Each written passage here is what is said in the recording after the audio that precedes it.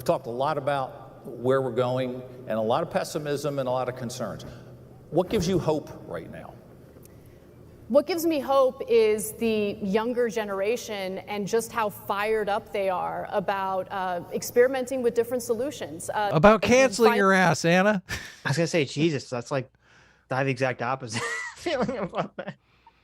Yeah, what are those people fired up about? It seems like it's canceling your ass. I Anna. know. Seems like all those young kids fired up about politics are like fucking the wrong fucking direction. Yeah. I don't know, Anna. That's what give me hope. Finally, we have a generation that's looking at what's being done in other countries, what's working, what isn't working. We're now seeing more worker co-ops being developed. In fact, there are as many as 1,000 worker co-ops. God, all those kids. Painful. All these kids are looking at what's going on in Venezuela, and they're like, let's bring that here. It's so painful. We need more co-ops. All these excited, passionate kids who are fucking morons. Oh, yes. No. Jeez. In this country, about 500 of them are in the startup phase. But that is exciting news because now we're seeing companies being formed with workers actually owning the means of production. We're not talking about, the federal government owning the means of production. We're talking about actual workers making decisions democratically within the workplace. I think that's the right way to go about it. I love that it's being experimented with among younger workers, and I think that's the right way to go. Ben, what gives you hope? When did Anna become a full-blown Marxist? I don't know. It's so weird. That's She's what Sean little said. Fucking Richard Wolff. Once Michael passed, she kind of went more to the left. Really? So apparently, there you go. She's going for the co-ops. We need more co-ops, everybody. What did she say? New worker co-ops. So there's like 500 new worker co-ops in the startup phase or something. I mean, there's probably like at least 50 just in Santa Cruz alone. That little shit. I mean, it's funny because like there's a lot of problems with corruption in private business, and they act like if these were run by co-ops that would go away. And it's like, well, no, you're just incentivizing people to be corrupt for their own self-interest as opposed to some guy at the top or on the board or something being corrupt. Yeah. Like, so now all the workers are going to be in on it too. Like, it doesn't seem like it solves a lot of the problems I think it's going to solve.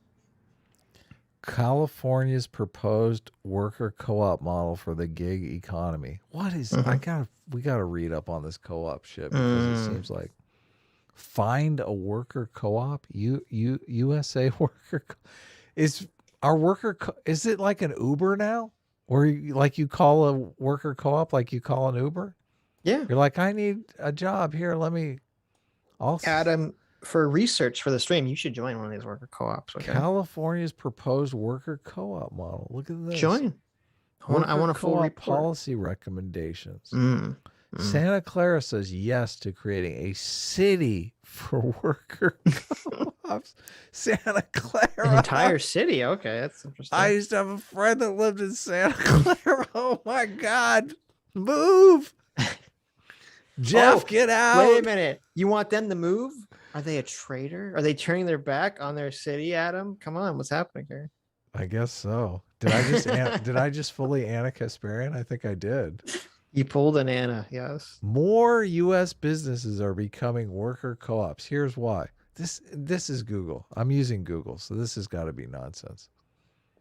My only experience with worker co-ops is they're garbage. Like there's a couple worker co-ops in Santa Cruz that it's like garbage. Garbage service, just super overpriced. Listen, Adam, it's going to be better. Just you wait. Wait. Yes. Just you wait. The Young Turks forms a workers co-op, right? And then the next thing you know, they're like, we charge $5 a month or $10, whatever they charge for their thing. The first thing they're going to be like, let's charge $50 a month. All in favor of charging $50 a month, raise your hand. All the hands go up. Oh, great. Now Young Turks is $50 a month. Why isn't the Young Turks a co-op? You know, the thing about Young Turks at $50 a month would probably work though, because there's enough people who are super in the there's enough super fan Young Turks that Mhm. they'd make the same amount of money, but they'd have far less reach. Wasn't there something, was it last year? I swear there's something where like a lot of the workers This is so. for the Young Turks wanted to unionize, and then Cenk was like vehemently against this. And he was giving all like Oh the yeah, right, you know, capitalist arguments like I founded this company, I started from nothing, like blah blah blah blah blah. That happened, right? I'm not hallucinating that. I could swear that happened. you have all the usual suspects here. Mother Jones, be your own boss. More co-op businesses are returning. Vice News. Don't just start any kind of business. Start a workers' co-op. I wonder where Anna's getting all of these crazy ideas from. Here, Bloomberg, more realistic. Worker-owned businesses are having a moment. A moment. Of course, right? It's a moment. Mm-hmm. They're gonna get the reality check in the next moment. Yeah, I Yeah, got someone in chat said it did happen. Yeah, I do remember this happening. with But them that's the trying to problem. unionize at Young Yeah, and then Turks, Cenk and it coming went out. nowhere. Yeah, All these people are fucking. It's like with all the bread chippers, they're all fucking hypocrites. They all want everyone else to be a co-op. They want everyone else to fucking unionize. But then when it's gonna come out of their pocket, when they're gonna have to pay for it, they're like, "Oh wow, yeah, here's all my bullshit excuses as why I don't have to pay for this." It's like, fuck you. You're all frauds. You're all frauds and phonies. this is interesting. Fortune.com, May 19th, 2021. Worker co-ops can make the U.S. economy more resilient.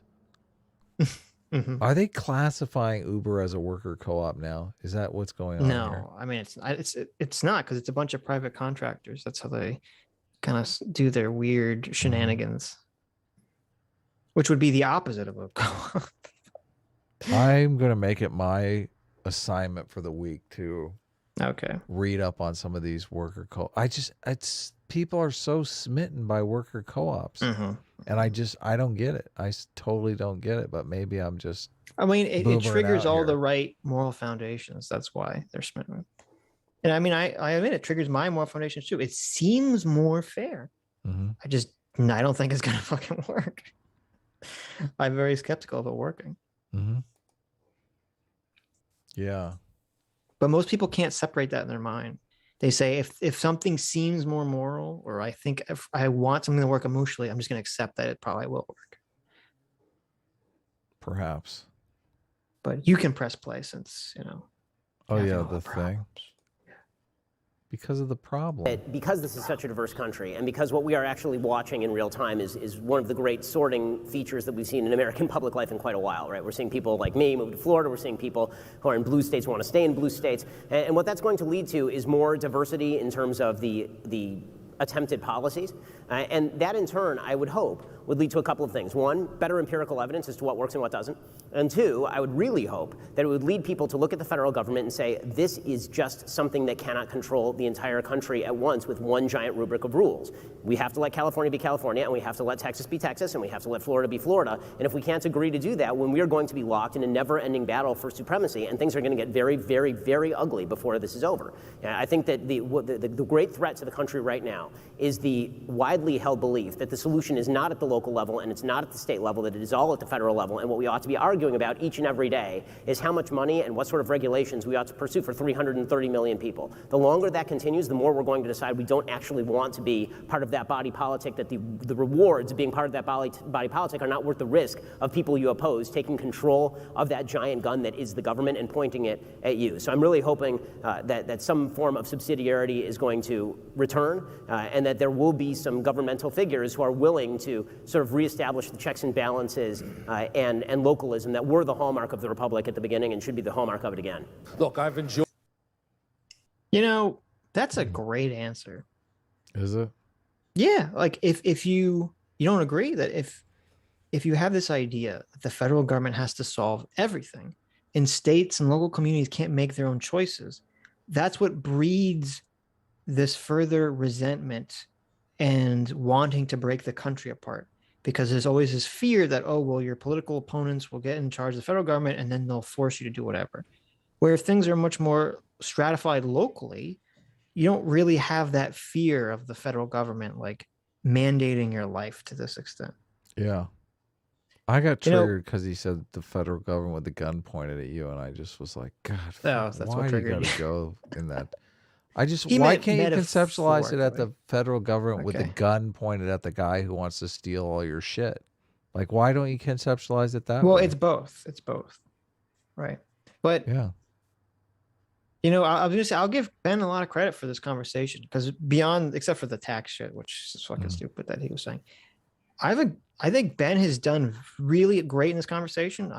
I've grown to respect a lot more of his views in this conversation. 'Cause I'm Really? usually pretty down on Ben, but he's giving lots of, I think, very good answers. And I don't know if that's just because whenever you're in this environment, you kind of like moderate your opinion. You know, Anna and him are both. This I mean, he's is- doing it a no, lot better. this but is kind of trying to standard- moderate his opinion. That's bullshit. This is standard rank and file Ben Shapiro. I never knew why you were not just down with Ben Shapiro. He 'Cause he- always 'cause- is completely No, sane. because usually I turn it on and he's giving me the tax shit, and I go, Mm. oh, my brain just, I just go, oh my god, Ben, Mhm. just give me the fucking fairy tale about taxes, Mhm. or he's going on about like social conservative stuff, and I'm like, Yeah. come on. Yeah. So I don't. Maybe you're right. Maybe I haven't been giving him a fair shake, but I like a lot of his answers in this conversation. I mean, I was triggered by the government forcing you to do things is like, I understood his point. I do understand his point, but it's just, it's incendiary. He's talking Mhm. about, yeah, I got you. Well, he's a libertarian. Of course, he's gonna say. You know, Mm-hmm. of course, he's gonna frame it that way, right? I wish you could talk to him and say, listen, what is the right level of government? Like, what is the right level? I'm sure he's talked Obviously, about that. I mean, yeah. is he? I don't think Ben Shapiro wants to privatize the police force. I don't think No. he's there. Yeah, but the question wasn't abolish government. The question was give more control to local government versus federal government. Mhm. And the police is local government. You know, Yeah, I'm so talking about, he would say just Right. defund the entire federal government. That's well, fine. I don't think he'd say that. I'm not hoping he would say I that. don't It's fucking know. Stupid. But if you're taking the position that mhm. if you're conceptualizing the government as a gun to your head, how do you have a conversation about the right level of gun to your head? Okay, okay. If you don't want him Like, to use seriously, the how gun do you have- imagery, we can use something How do else. you have that conversation? What's the right level of gun That's to your fair. head? Listen, that's a fair point. It's a fair point. We'll throw out the gun imagery and we'll replace it with something nicer, like a knife with a happy face on it or something. What's the right level of gun at our enemies' heads? What if That's gun? the way to conceptualize it, right? What's the right level of gun at our enemies' heads? What if the gun looks like the gun in that video I made like a million years ago, where it has like the googly eyes and the smile? The happy gun, The happy gun, yeah. the friendly gun. The friendly gun. What if it's a friendly gun, Adam? Well, then I want a lot of guns. Okay, well there you go. All these friendly guns. What if it's a sexy gun? Yes. What if it's a Scarlett Johansson gun? You want that pointed at you? Hell yeah! Fuck yeah! I'll take that gun.